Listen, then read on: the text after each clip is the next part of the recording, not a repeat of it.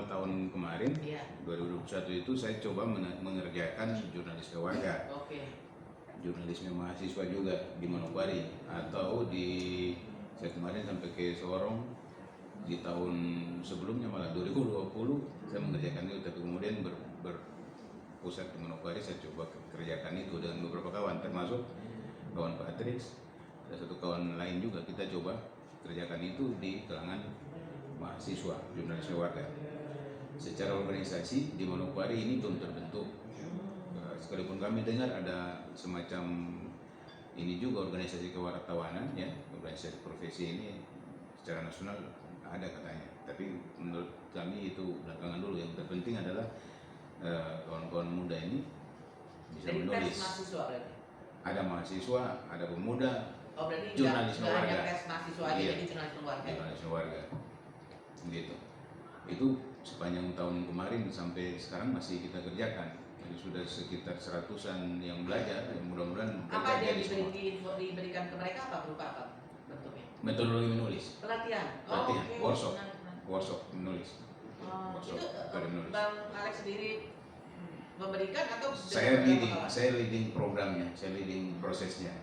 Kemudian kita beberapa kawan kolaborasi bawa materi, termasuk Bang Patrick, ada kawan lain lagi, gitu. Kepada mereka, apa di dalamnya ada terkait dengan kode etik jurnalistik? Itu termasuk. Itu termasuk Undang-Undang Pers, kemudian Undang-Undang 14 2008 tentang kebebasan informasi publik, ya. Lalu pokoknya kami pakai aturan-aturan negara ini juga dan konvensi internasional supaya jurnalis-jurnalis keluarga ini kuat dan mereka mau menulis dengan pendekatan beberapa hal SDGs, kemudian public services, ya, pelayanan publik di daerah-daerah. Itu sih yang menjadi fokus. Nah, sayangnya bahwa kemudian ini masih dalam proses dan secara tanpa institusi begitu, tidak terorganisir dalam suatu kelompok organisasi. Mereka maksudnya organisasi profesi, tapi mereka bernaung di bawah organisasi-organisasi mereka sendiri, begitu. Organisasi kemahasiswaan misalnya, atau organisasi pemuda, mereka bernaung di situ untuk lebih dulu menulis internal kegiatan misalnya, tapi juga kemudian melihat kalau ada insiden-insiden, kejadian-kejadian di jalan di mana-mana di kampung, dan lebih mendalamnya berkaitan dengan pelayanan publik pada sektor pendidikan, kesehatan, ekonomi rakyat mama di tempat mereka, lalu kemudian juga infrastruktur dasar. Itu yang kita latih untuk mereka mau tulis dari tempat mereka.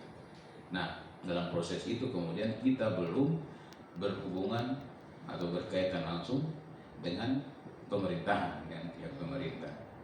Jadi dalam proses ini saya juga belum melihat adanya ini seperti di indikator kita sini, bahwa kemudian ada dorongan pemerintah, ya, ada perhatian pemerintah atau dorongan pemerintah terhadap kelompok-kelompok jurnalis. Itu belum ada.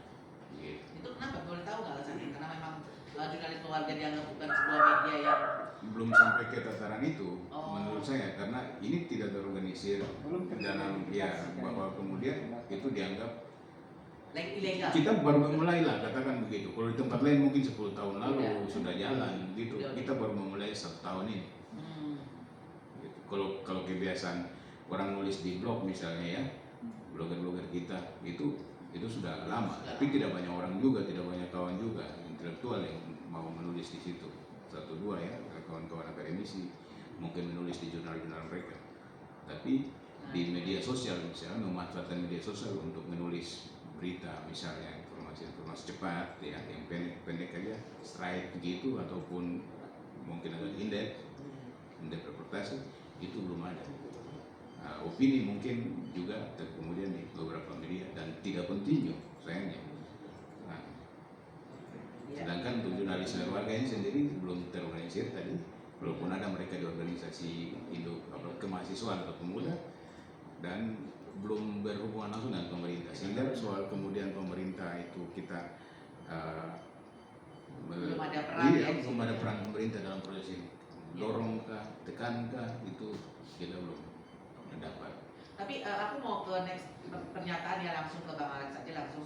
Apakah jurnalisme warga ini sudah memberi kontribusi positif untuk kemerdekaan pers? Mereka membantu nggak untuk kemerdekaan pers dalam hal peliputan saat itu? Bu, proses kita didik adik-adik kita ini untuk kemudian memahami tugas kami juga, sehingga bahwa literasi media ya. iya, literasi media, karena kita juga terancam kalau ada aksi mahasiswa yang agak nakal-nakal, itu kami juga terancam gitu. Bagaimana caranya supaya mereka memahami tugas-tugas kami, sehingga harus kita latih begitu supaya mereka paham, oh jurnalis sebenarnya harus kita jaga, lindungi, ini kawan kita, mitra ini, begitu, sehingga tadi bahwa kontribusi positif seperti tadi.